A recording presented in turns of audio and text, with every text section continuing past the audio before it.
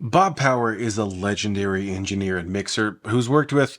I mean, if you watch Digging the Greats, you've heard Bob Power's work. A Tribe Called Quest, De La Soul, The Jungle Brothers, D'Angelo, Erykah Badu, The Roots, the list goes on and on. In my conversation with Bob, he shares about his work with Tribe on the Low End Theory and Midnight Marauders, how he started in music, what he's up to now, and even some mixing tips. Let's just get right into it. Here's my conversation with Bob Power. Well, Bob Power, thank you so much for sitting down and talking with me. I appreciate it. Thank you for having me, man. Yeah. I got a lot of stuff I'm very excited to talk to you about. Yeah, take me, I mean, your credits, it's all the way through some of my favorite stuff between Native Tongue stuff and then Soulquarian stuff and beyond. And you being the engineer and mixer on this stuff means that sort of your ears are the final test that a lot of this music is going through, and if it and you're making it, you're sort of fine tuning the stuff on its way out. So yeah, take me from the beginning. How you got into engineering, because I know initially you were studying jazz. Is that right? Yeah, I was a working musician for 20 years. So going all the way back to the beginning, I used to find tape recorders in my dad's junk pile in the basement in the 50s, in the early 60s, but I didn't know what to do with them other than press the buttons and see what happened. Yeah. And I played bad rock guitar by ear in high school. Ended up getting a Bachelor of Music in Classical Composition in college because I just didn't know what else to do. I didn't really want to be an English major. Yeah. This is a long story made very short. Moved to San Francisco for 7 or 8 years, ended up doing a bunch of TV scoring out there. So that was where I was really in the studios a lot. In college, a little bit, but once I hit San Francisco, I was in the studio every week with a schedule and stuff that had to get done. So I learned a Yeah. lot of stuff that way. And I was not engineering at that point, although I was always really interested in it. So I was bugging the engineer saying, Neil, why are you doing that, man? Yeah. Why'd you use that piece? What are you doing? And so then I moved back to New York in 82 because I kind of knew I had to move to LA or New York to move ahead. Yeah. Scuffed around, was producing vanity records for people, doing small productions, what still wasn't engineering. And then there was a studio I was working at because it was the cheapest place in town. It was called Calliope. And the engineer who worked for me at that studio was going away for a couple of weeks. And the owner said to me, he came up, he said, do you want to fill in for Bob? His name was Bob too. Do you want to fill in for Bob while he's gone? And that was one of those moments where you say, well, I'm not sure what I'm doing, but I'm going to say yes. So I Yeah. said yes. And that was the beginning. A lot that was, I guess, the mid to late 80s. And a lot of the native tongues and the sort of not post Curtis Blow New York hip hop was coming through the studio at the time. There's a thing, if you want to see what kind of music is bubbling under and going to be like the next big thing, go to the cheapest studio in town because people don't have money on the way up. Yeah. And that's where I met Dela and Tribe and Black Sheep and just the whole crew. Yeah. Ended up becoming a really busy freelancer in the city, engineering and mixing. And then there was a point where I started producing again, and it was before D'Angelo's first record. And so pretty much I wasn't really available for a long time between the early 90s and the from the early 90s on, my production career was going pretty well. Mm. So I pretty much said to people, look, I'm just mixing or producing these days. Yeah. So that's sort of how my career evolved. Yeah. Um, well, so I mean the sort of the big record that people talk about a lot with you is Low End Theory, Hmm. and of course that is a monumental record. But can you I tell agree. me about? So I'm doing a video on Midnight Marauders, and that's coming out next week. So can you tell me about the approach? Because they're different, and I know there's some stuff with as far as isolation with the samples. Can you tell me about the approach on Midnight Marauders, following up Low End Theory, and then what the overall sort of attitude going into it was, because they do sound a little different. Well, yeah, on purpose. Yeah, I spent a lot of time on the low end theory, sculpting the elements so it almost sounded like people were sitting down and playing it, but they never would because they all came from different records, and that's where the coolness of the feel comes in. yeah, And part of that was because I was fairly new to it, and I thought, oh, this is a really complex musical construction. Let me make sure people can dig it for that. yeah, So I would never do that now because I feel like the grunge and the noise from nasty samples is actually part of the cool factor. But at the yeah, time, I yeah, was like, okay, let me make this sound like people sat down and played it. yeah, Tip and Ali both came to me before Midnight Marauders, and I remember one time them saying very directly to me, "Listen, we want this to be like a gritty street style record, so don't clean things up." yeah, So it was really by design. yeah. Yeah. Part of the reason that getting my level right, sorry, it's Oh in my yeah, no, you're good. DNA. Yeah, Part of the reason why the low end theory was such a groundbreaking record, and the first record as well, going into Midnight Marauders, was you have to remember what sampling was like at the time. I mean, it started out where all people could sample would be a kick and a snare yeah, separately, boom, cack, and that was it. No longer loops. Anything longer you heard was cut in by a DJ. Um, so as sampling time increased, the constructions got more and more complex.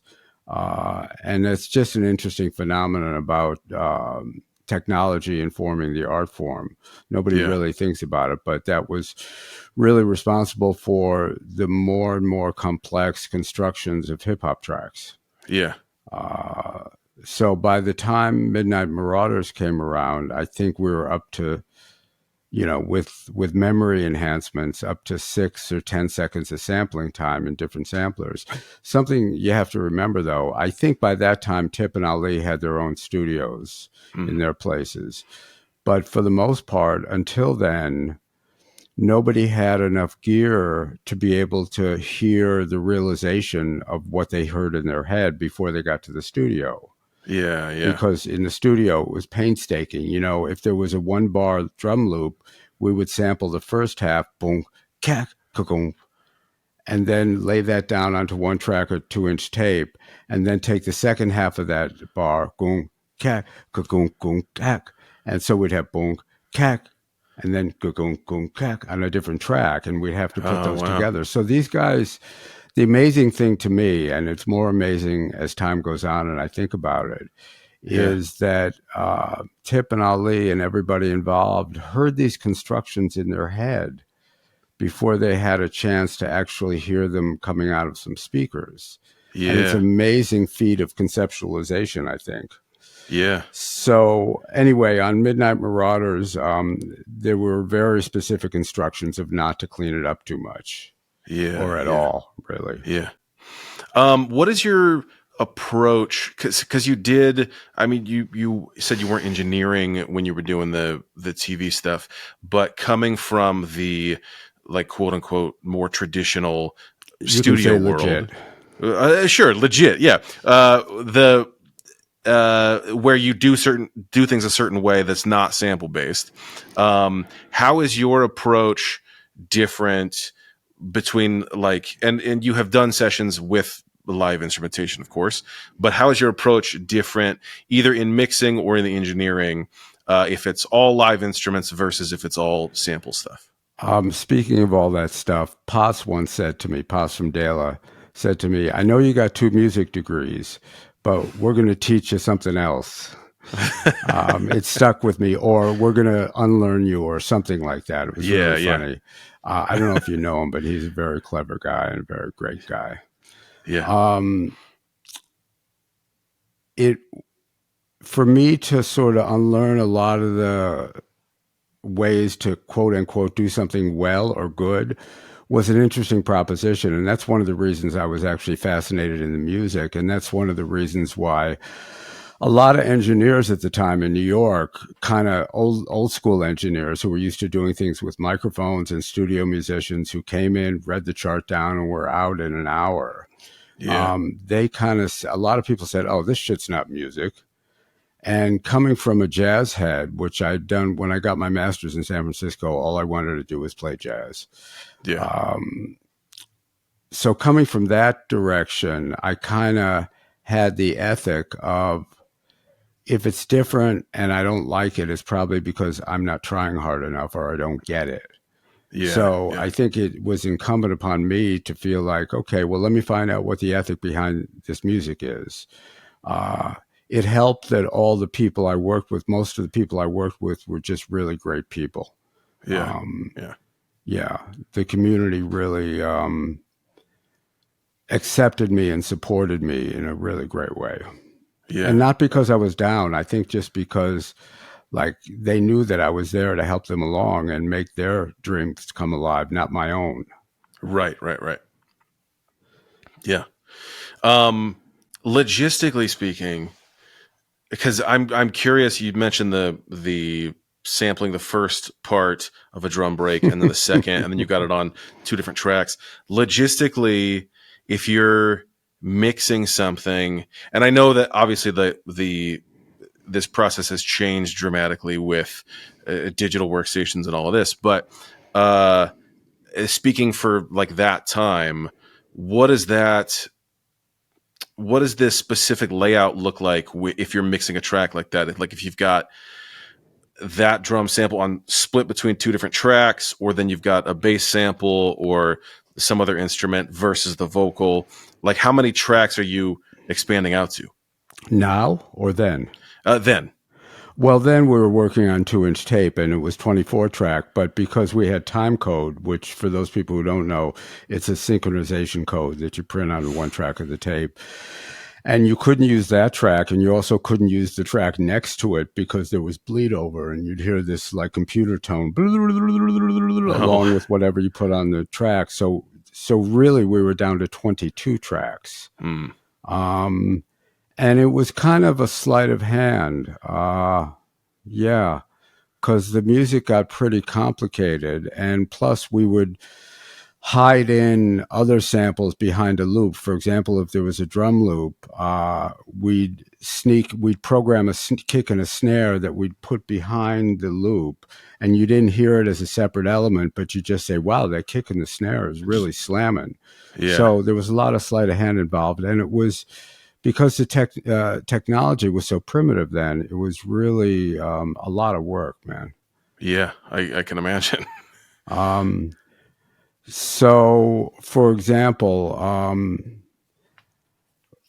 one of the tricks is, say we had a drum loop with a kick and a snare, and you wanted some low frequency for the kick and some upper mid range for the snare. Well, you'd bring that back on one channel of the mixing desk, which had a gazillion channels, then take the same thing in another channel and low pass it, meaning take all the highs out. So Yeah, all you had was boom, boom, boom, boom, boom, the real deep stuff. And likewise on the second channel or the third channel, take out all the lows. So all you had was the really bright stuff, and yeah, kind of mix that in behind the loop itself to add those components to it rather than just taking a couple of EQs and start to crank them, which has its limits. yeah, yeah, yeah. I just love the evolution of. I mean, with Low End Theory and with Midnight Marauders. all of that layering in there. There's listening to it. I don't know. It feels magic. That's Tip and Ali. You know, really. I've been teaching for the last 20 years, and people come with all different kinds of music, and basically, a great record is a compelling performance of a good song. Period. In any style, that's true. Yeah. Uh, and they were great songs. They were great conceptualizations and great performances. So um, at that point, the direction is to not fuck it up. Let me Right. make sure Right. this comes through well. Yeah.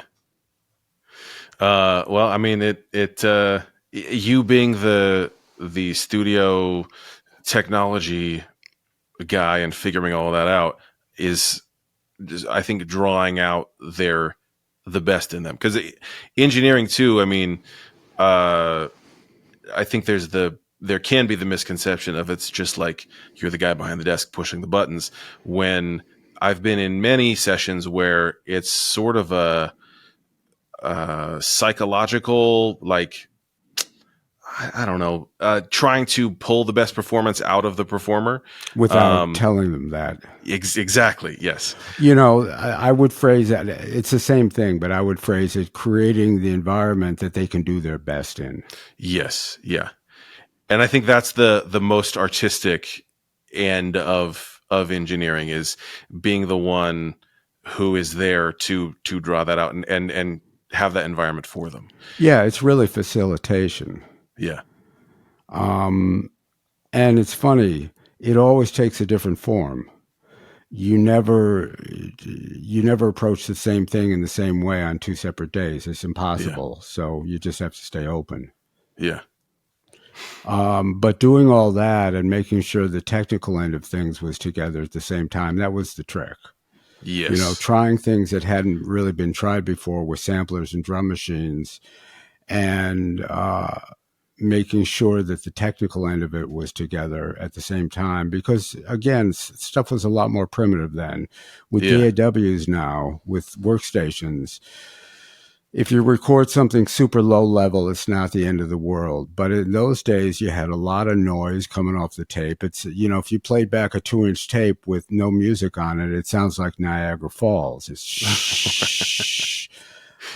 So we had that to worry about. All the analog gear would distort very easily if you Yeah. weren't careful. So there was a lot of stuff, a lot of things to keep track of, Yeah. which was part of the fascination. Plus, I think it was a mutual education where the guys would hit me to what they were after and why, and I would let them know about my end on the studio and how that interfaced with what I had to do. So we all Yeah. learned. You know, a good production is when everybody comes away knowing some stuff that they didn't when they went Yeah. in. Yeah. And what that stuff is pretty broad. Some of it has to do with people relationships, some of it has to do with musical relationships, some of it has to do with people and music. Yeah. Definitely. Well, tell me about uh, your involvement with then, like, later '90s, because I know you worked on uh, the Roots, Erykah Badu, Common stuff. Was that sort of a natural evolution coming out of the stuff you'd previously done? I guess so.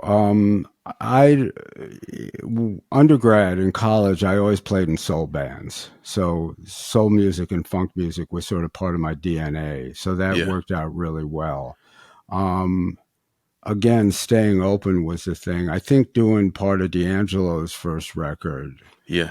producing some of that, half of that, uh, opened up a lot of doors that people, like-minded people, noticed that record and said, "Wow, this sounds really cool. Let's try to get Bob." Yeah. And I think too, with I think I've heard Questlove say that, I mean, knowing that you had done the native tongue stuff, that's then like a no-brainer. If Yeah, they're, inspired by that, then they want to get the man who was there for that as well. you know, it's funny. I see it. I heard something that Dr. Dre said something about it too as a sonic model. I think Tip told me. I'm not sure, but it's just music, and you're just trying Yeah. to do the best job you can. A lot of people, it's really funny. I get in interviews, I get a lot on a lot of different records. Did you know you were making a classic? Yeah. Yeah. And I think every time you record something, you feel like it's the greatest thing in the world. You have to. Yeah. Yeah. So like minded people found me. Yeah. Yeah. Great. Let me see. You've started. You didn't. I don't think you did initially, but you've done more mastering Yeah. later in your career. Yeah. Can you tell me? I mean, I feel like mastering is. I know on a basic level what it is and what it does, but I feel like it is still has a little bit of a mystery about it because I know obviously it sounds better and we're taking it all the way to the maximum levels, but can you I feel like you'll be able to explain this very well, the importance of mastering, and then can you speak to like have you seen mastering change as far as with the mediums between Oh, records, yeah. tapes, CDs, digital, all of that? Yeah. When people who don't know about it ask me, I say, well, in mastering, you make it sound better and you make it as loud as it can be. I mean, Yeah. that's kind of the bottom line, although it involves a lot more than that. How you do those things is the trick.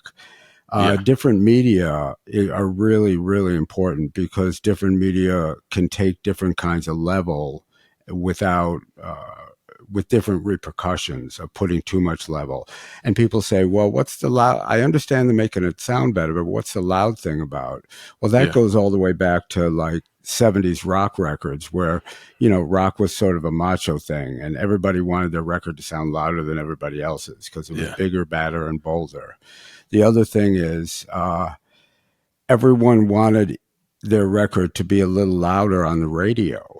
So people like dug it more and thought it sounded better. Yeah. There's a fairly immutable rule of human physiology that says if you hear exactly the same thing twice, but one is imperceptibly louder than the other, like 99 out of 100 people will say the louder one sounds better.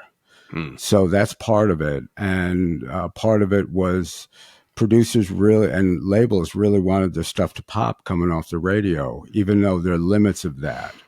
Yeah. Um, we got into something called the loudness wars in the 90s where everybody tried to get their record louder than everybody else's. And there's some, I'm not going to get into the technical stuff, but just as a listener, there's some sonic repercussions of that. Yeah. It gets harsh. The attack transients, the sharp attack of percussive stuff gets distorted. And those both lead to listening fatigue. And most people don't Yeah. think about it, but subconsciously it affects you. And this is one of the things I try to impress on my students is that if it's fatiguing to listen to, people aren't going to want to listen for that long. They won't know why, Yeah. but distortion creates listening fatigue. Yeah. And super high levels, unless you're really careful, lead to different kinds of distortion. How much you can get away with for the track and the media and the genre is really one of the tricks. Yeah. But it's not all about loudness these days because streaming services pull them all down so that playback sounds somewhat the same for the different for records mastered at different loudness levels. Yeah. Are is so that's for streaming. Is there any notable difference between media? I know, like, I guess without getting like super far into the technical stuff, between a record and a tape or a CD, Yeah, there are what's the most differences. noticeable differences? Well, there's a bunch of stuff you just have to pay attention to. Particularly bass information is one thing. On a record, remember that the needle is scribing a groove that is analogous to the sound wave in the air. And bass Yeah. sound waves are really big and take up a lot of energy. So, number one, you can't fit as much music on one record because the needle is wiggling wider to reproduce those bass frequencies. If there's too much on one side or the other, it can actually break through the groove into the next adjoining groove. So, Oh, you have to really watch stuff like that. Phase becomes an issue as well. That's just a long explanation. But sibilance becomes an issue as well. The nature of dragging a needle through a piece of plastic to etch wiggles into it creates a lot of high frequency noise and forms of distortion on its own, even with no music there. If they don't condition the playback properly, it'll sound like, mm, but much higher frequency, like shh. Like when you listen to an old jazz record from the late yeah, 20s or 30s and there's all this static and clickiness before the music starts. yeah, That's yeah. what's there anyway, whether you put music onto it or not. They do a lot of interesting things now to get rid of it, but Mm, so that's some of the stuff you have to think about. yeah, yeah. Vinyl becomes less of an issue all the time, although it's having a resurgence now. It is possible to master something that'll work pretty well everywhere. Okay. You just have to think about it. Yeah, yeah. Um, do you approach a project now or more recently with the medium in mind? No, I approach it with the music in mind and what the ethic of the music is. That's Mm, what's always driven me. That's what's always informed me. yeah, What style of music is it tells me what it wants to be. You know, yeah. you wouldn't make a folk record as loud as a Metallica record. And I say Metallica because that one album was sort of the pinnacle or the nadir of the loudness wars. They did an album that is so loud, but it's really distorted as well. Mm, So anyway, genre makes a difference. yeah, There's a range of how aggressive you can be on the loudness front, and for music that doesn't want to be that aggressive, you don't go there. yeah, And yeah. I may be the wrong guy to ask about this. I started mastering because I was tired of my clients getting treated like shit by Mm, certain mastering houses. Um, I do well at it most of the time, but I don't consider myself an authority on it. But I've been doing it for a while, and a lot of people are very happy, so it yeah, works. yeah. Well, speaking of loudness, I've heard in interviews before you talk about mixing at a low volume. Um, do you specifically mix at a low volume? Well, as one who suffers from tinnitus now, which is that Mm, ringing in your ears when you listen to yeah. too much loud music, I listen at different volumes. Mm, My average listening level now is a little louder than it used to be, just because of my age. Um, but it's really important when you're mixing to keep checking how does it sound really loud, how does it sound really soft. And it's funny, yeah. I'm teaching some modules on that in my production classes at NYU right now. And one of my things is if you put it on the big speakers, the wall mounted speakers, and really turn it up loud, the vocal should sound a little too quiet. Mm, It should sound like, gee, we need to turn up the vocal a little bit. And if you put it on small speakers and turn it way down, the vocal should sound a little bit too loud huh. just because of the dynamics of the low end. Yeah. So if you have both those things, it's probably just in the right place. Yeah. That's interesting. Um, yeah. That's fascinating how that works. Because there's sometimes when I'll be listening to like something on the radio and it'll be very low volume and I'm hearing the pitch before the vocal comes in. I'm Mm. hearing the pitch one way, and then the vocal comes in, and then I go, "Wait a minute, they're in the wrong key or something." And then I turn it up, and then it makes Yeah, more it's sense like after hearing it. doing this with your headphones. Yeah, It's a different phenomenon. That's because of Doppler effect, but the pitch changes when you do this with headphones. yeah, Um, And the reason that the vocal seems louder at low volumes and a little quieter at high volumes is at low volumes, the thing that comes through most, where our hearing is most sensitive, is the mid range. And that's where the voice is. Yeah. Evolution works in really interesting ways. Our hearing happens to be most sensitive where, in the frequency range of where our speaking voice is. So Yeah. when you turn it way down, that's going to be the thing that pokes through. And Yeah. when you turn it way up, the low end comes up. The bass, the kick, all the low frequency elements start to speak a lot better when you turn it up really loud. Yeah. Because those are big waves, take up a lot of energy. So you really have to crank it to hear them in their full glory. Right. Right. Right. So that's why the vocal seems to recede sometimes when you play it real loud on a big speaker system. Yeah. That's interesting. These are just things that, I wake up in bed thinking about. Remember, I have 2 music degrees. I've never taken an engineering class in my life. Yeah. Do you think that, because I mean, you're teaching now at Yeah. NYU. Do you think that, and then through your career, I mean, the stuff from like Stetsasonic, all the Tribe stuff, De La, Fushnikins, all the way through Soulquarian stuff. I mean, that stuff was its own new wave. And so they wanted to do some things, and you helped them figure out how to do that.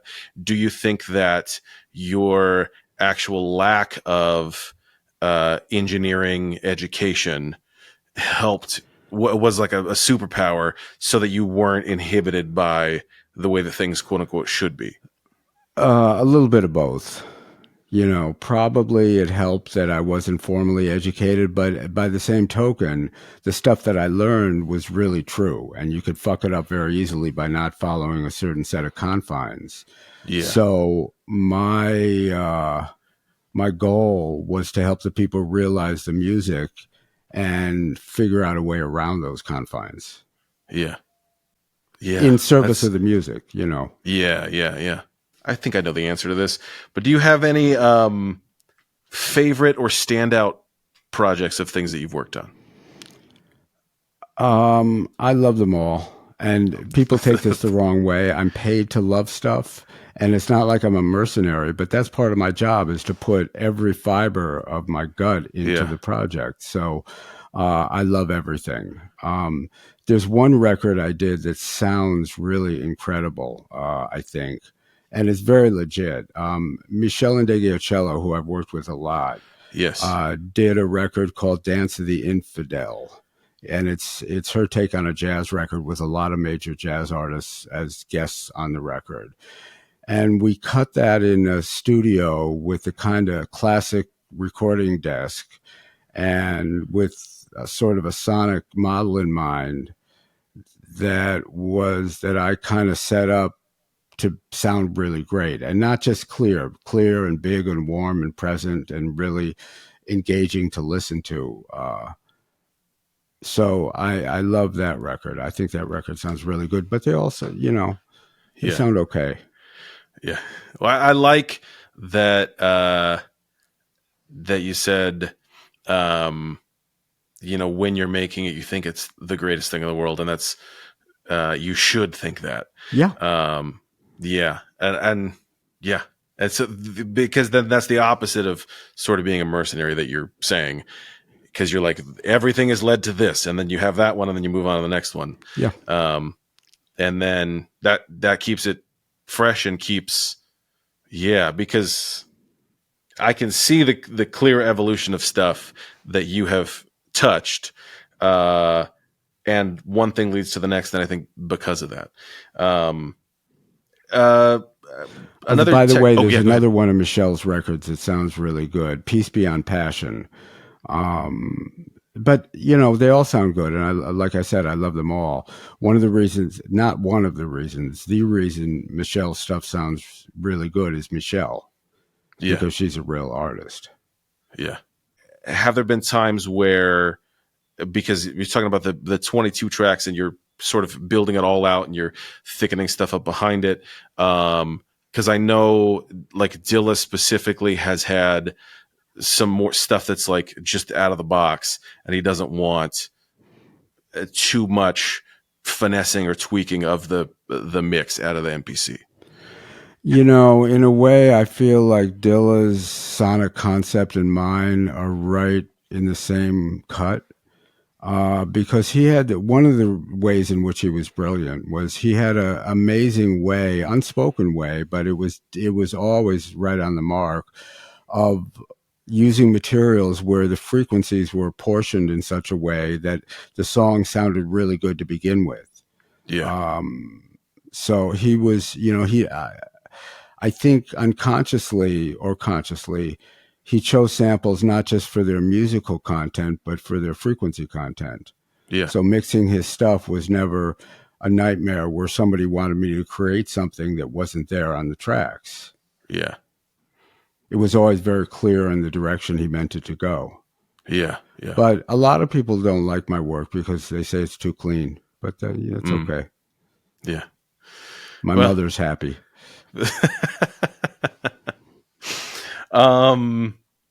So tell me what you're doing now. So you're at NYU. Tell me about that, and then tell me any more recent projects that you're excited about. I'll get the professional stuff out of the way first. I'm still mixing and mastering because I can do it on my own terms. I'm really busy a lot, and I don't have time to sit in the studio for 3 or 4 weeks with people. So like many people send me stuff. I send it back. They give me comments. We send it back and forth. So mixing and mastering is a constant. I produce something every couple of years because I really like the people.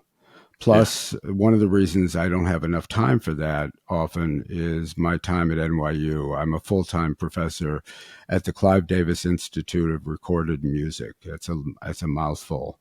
But a bunch of really, really great, very accomplished people all pointed in the same direction. So it's great. And ultimately, we're just there to help the students. That's the bottom line. And it's an incredibly liberating platform from which to operate. When the only reason, it's kind of like mixing for people or recording people. The only reason you're there is to help them. Yeah. So it takes away a lot of the bullshit of human motivation. Yeah. Yeah. Like, I want to do this because it'll mean I'm great. Right. That's off the table. Yeah. Awesome. Sorry for getting philosophical on you, man. No, I love it. I love getting philosophical. You should see me after a glass of wine. Well, what time is it in New York right now? It's not too early. Not time yet. Not time yet. I got a fun question for you. Do you remember the 6 CD changers in cars where it would be like a block and you put 6 in there and then you got to like slide it in and then it's a big pain to change the CDs. So I've asked this to a few other guests. You got 6 CDs. It's sort of a desert island, but just 6. So you put them in your car and that's it. And you can't take them out. So six albums. What would you put in your CD changer? That's like saying, who do I love the most, man? I can't, it's really hard to do. I've been listening to a lot of Louis Armstrong the past 10 years, a lot of early jazz, because it's just fascinating to see how brilliant these people were.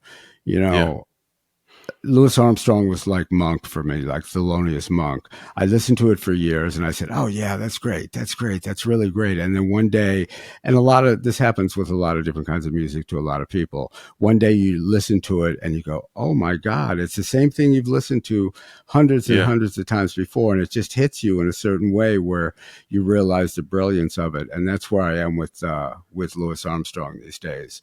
But I've been listening to a lot of classical music as well. So it's really hard to say. You have to understand, after having music blasting me in the face 16 hours a day for much of my career, listening to music recreationally is not always at the top of my list. Totally. Yeah. Just saying. Yeah. Okay. Well, on the classical end, what composers are you listening to? Whoever they play. I've been listening to a lot of string quartets. Okay. So Brahms, Beethoven, more modern stuff, Bartok. Uh, Ravel wrote some really interesting string quartets. It's interesting to Yeah. see how classical composers that are known for a particular really big orchestral sound, how they translate that down to a string quartet, because there's no place to Totally. hide. Yeah. Yeah. Yeah, I grew up playing, and I still do, upright bass. Oh, So classical all the way through, playing in symphonies and all that. But yeah, for me, the thing that breaks my heart about string quartet stuff is there's no bass. So I'm always like, oh, if we can get string quintet, and that's probably just the we need to evolution of the tell those instrument people wasn't for there the yet. last 400 years what they've been missing. Exactly, exactly. Oh, I have to be real with you, though. At the same time, you're probably good at it because you played that music a lot. But with jazz and session bass players, the last thing you usually want them to do is pull out a bow. Just Yes, because, it's completely different skill set yeah, for sure. that's Yeah. kind of a joke on bass players, but I'm laughing just a little bit. Well, I feel the same way about uh, electric bass players who are primarily electric and then just go, "Oh, I can play upright. This is not a big deal." It is a different beast and a different Totally. instrument. Yeah, and there's a lot of similarities, but doing one well does not mean, and vice versa, it doesn't mean you can do the other one well. Right. I mean, it Um, serves the same function in a yeah. track usually, but Yes. totally different beast. Yes. And upright bass is a monster. Yes. I have my fingers.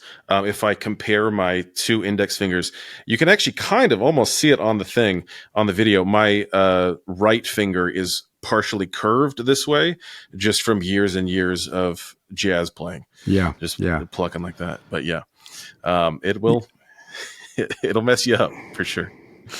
There was a period I was playing so much guitar that I never had to cut the nails on my left hand because Because they were always on a fingerboard. that's crazy. Did you ever have the? I guess that's not a jazz thing, but did you ever have like long nails on your right hand for guitar? You know, I tried to master classical for a short time, but I when I was doing sessions and stuff, I left my nails a little bit long in case somebody asked me for stuff. But Yeah, if they're too long, it gets a little weird too. yeah, definitely. Yeah, I have no nails for the bass playing. You still It's play? yes, yeah, Oh, that's great, man. yeah, um, yeah. I play. Um, well, yeah. I guess I'm a little too humble talking about stuff, but yeah, I mean, I'm a freelance bass player, electric and upright. I play all kinds of stuff, and then the big credit is with Nas. So he's on tour right now. There's no bass on it, but anytime they bring out the full band, like we did Madison Square Garden in February, and then he also how I initially got on that was he does the Illmatic live with the orchestra, and so they needed someone who could play electric and upright, and I knew the keyboard player, so he got me in, and so yeah, That's a great gig. And, you know, Nas is one of the people I talk about or think about when I think about a real artist. You know, somebody who yes, does something that had never been done in that way before, and it's yes, dope. yes, Getting those, it's very easy to do something that hasn't been done before, but have it be universally great is tough. Like yeah, Joni Mitchell, Stevie Wonder, they yeah, created their own musical idiom. yeah. And then his because the thing we did in February, that was all his newer stuff. So the newer stuff he's done with Hit Boy, he's having like a crazy resurgence.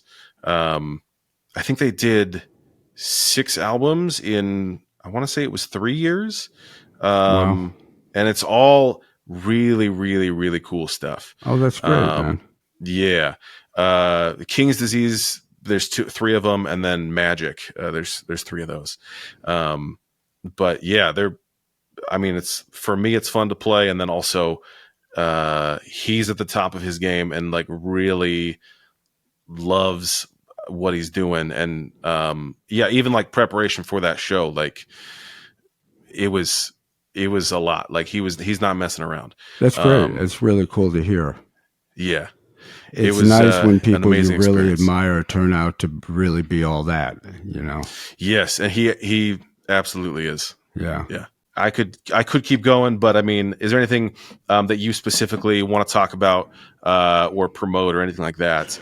No, just be kind to people, you know, be kind and gentle with people. We need that in the world right now. We need Yeah. a lot more understanding than what's going on. That's for sure. Yes. Yeah. If I can pay you a compliment, you seem to deflect compliments. But if I can pay you, see, there we go. If I can pay you a compliment, I think your strength is not only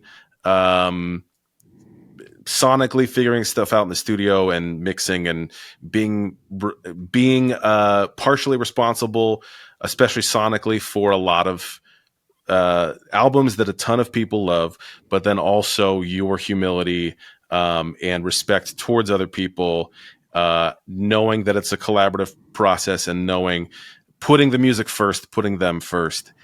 Like you've been doing that this entire interview. And so I'm going to compliment you on your attitude towards that because I think that makes a huge difference. I think it's something that if you play in bands, you learn really quickly that it's not about you, it's about the music, and you got to play the music. You know, the best live players often are the ones you don't notice because they're laying into the pocket so much that they're not drawing attention to themselves. People who want to draw attention to themselves usually don't fit in the music that well. Yeah. Yeah. So we have music to thank for a lot of things. Bob Power, thank you so much for your time, for diving into your catalog and then some of the philosophy of mixing stuff. Really great to talk to you. Thank you for all of your work, and thank you for your time today. Well, nice to talk to you as well. Thank you.